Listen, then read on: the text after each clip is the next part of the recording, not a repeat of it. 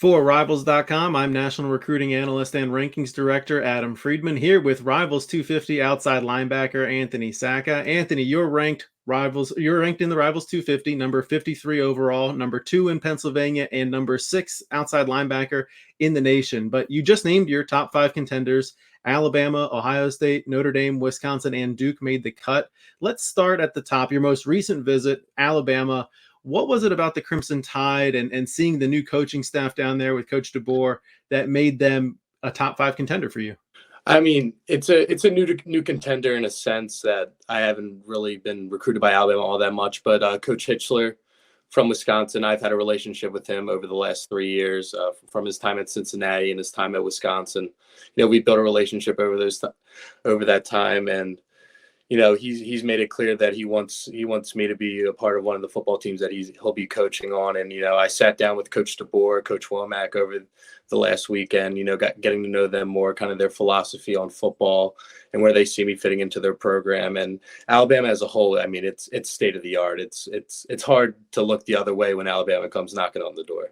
Yeah, I mean, when you were down there, did it feel like Nick Saban's Alabama program, or did it feel like Coach DeBoer and Washington had really made a lot, or his Washington coaching staff and program had made a lot of changes to the infrastructure there?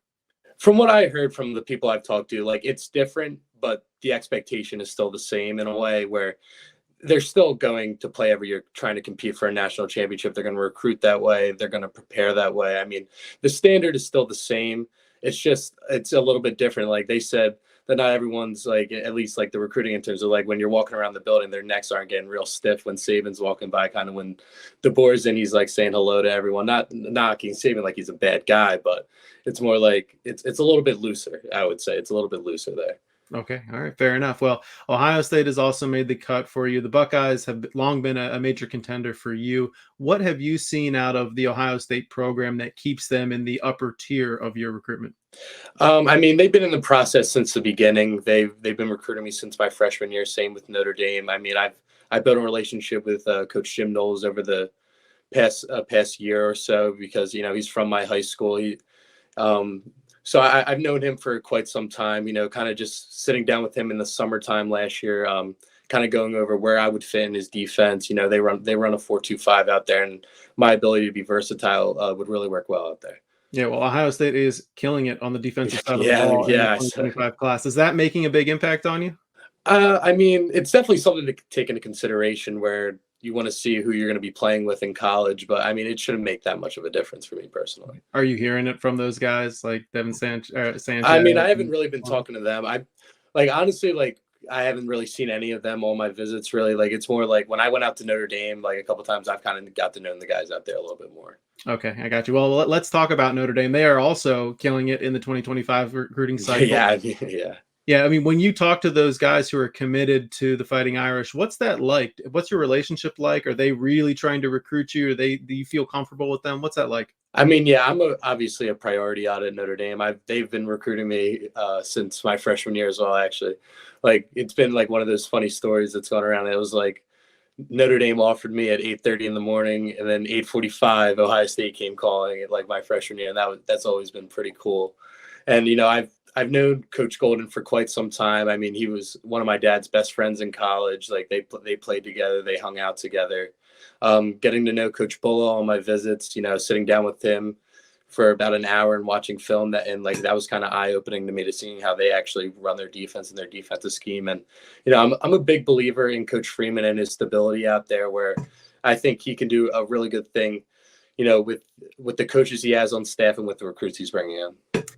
One of the big wins for Coach Freeman pretty recently was keeping Chad Bowden on staff. I don't know. I talk to Chad a lot. Yeah. Oh, you talk with him a lot. I was going to ask, is he really involved in your recruiting process? Him and Dre Brown from the recruiting department I talk to almost every week. I was on the phone with them about a couple of days ago. He texted me this morning about official visit dates. Just not putting the full court press on me in a sense. Just trying to get things figured out. Gotcha. We're putting that schedule out there, right? Yeah. Mm-hmm. Okay. All right. We'll get to that in a minute here. I wanted to finish up here talking about the other two contenders in your top 5. Wisconsin was a school that you tried to visit in January, but the weather didn't exactly cooperate. So when you think about the Badgers, where do they stand in this top 5 for you? I mean, I wouldn't say they're completely out of it. Obviously not getting out there in January kind of hurt them in a sense. Like, nothing against them. It's just, if flights get canceled, it is what it is. But, I still have a great relationship with Coach Mitchell, their linebackers coach, who I was on the phone with earlier today as well.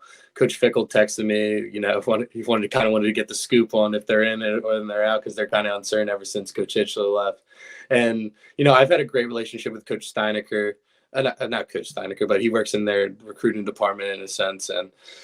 But I mean, I've had great relationships with them, and I don't necessarily want to cut those ties just yet. Do you think you're going to get out there for a visit here soon? I think so. I think I'm going to take the month of February and really just try to strategize where I'm going to be at in the spring. Okay, cool. And the fifth school in your top five, I'm not saying they are number five, but Yeah. the last in the order that we're going in here, Duke. Coach Manny Diaz, I know he was a big part of your recruitment when he was the defensive coordinator at Penn State, and there's a guy named Gabe Infante on that staff who, Coach Gabe Infante was the head coach at St. Joe's Prep, your high school, for many years there. What is that relationship like with Duke and you right now? I mean, it's been pretty adamant. In a sense, I talked to them a lot. Coach Diaz, I had a great relationship when he was the defensive coordinator at Penn State, and he kind of played a big role in my recruitment at Penn State. And Coach Infante, I mean, I've talked to when he was at Penn State, when he was a coach in high school. I mean, but now that he's at Duke, I've talked to him a lot. He came in my school. We just sat down for an hour with him, him and Coach Diaz, kind of just shooting it around, just talking everything. He's actually kind of funny. I mean, I think we share a lot of the same personality traits. That's fun. I bet it was a good time there. Yeah. Have you ever been down to campus and gotten a good look at everything there and kind of seen the infrastructure of the program itself? I haven't, but I'm planning on getting down there at some point. They've talked about getting me and Cam Smith, the other linebacker in my class, down there for a visit at some point, and I'm definitely interested. Okay, cool. Well, that's kind of the next topic here is official visits and maybe spring practice visits, things like that. Have you kind of zeroed in on some dates for these schools, or what's the plan there? Alabama sent me something. I think me and my coaching staff were talking about it. They have a spring practice and they have a scrimmage the next day, and sometime in early April. I'm looking into that. I got to talk to Ohio State. That I'm probably going to get out there sometime in March, and then Notre Dame wants to get me out in March as well. And I was thinking about taking an official visit there the 7th to 9th in June. And then Wisconsin, I talked to them earlier. They don't really they do OTAs like NFL style in March, and they really don't start spring practices till April. But I mean, they told me they'll move mountains for me if I want to come out in March. They'll make it happen. And then, I mean, Duke, I talked to earlier today. They're pretty adamant about getting me on campus. It's just whatever works for me personally in the spring months. Yeah, well, I'm sure Wisconsin won't let weather get in the way. Yeah, for a trip there. You mentioned the 7th through 9th, I think, for Ohio State as a possible official visit. Is that for Notre Dame? 7th. For Notre Dame, excuse me. Yeah. Is that locked in, or is that something that's still kind of fluid? I mean, I'm still working through it. I haven't really gotten official visit dates for the other schools quite yet, but I mean. So I'm probably only going to take about 2 or 3 official visits. I mean, that's probably what it's going to come down to. Okay, sounds good. I want to finish up with this. There are 2 schools that didn't make this cut that we figured were pretty major contenders for you. One is Penn State, the other is Michigan. Penn State, the connections there are obvious. Your dad played there. You visited Penn State in January and seemingly had a very good time there. And Michigan seems a little bit more understandable since the coaching staff on the defensive side of the ball has gone through so many changes there. But tell me a little bit about why those 2 schools didn't make the cut and if they really kind of still stand a chance.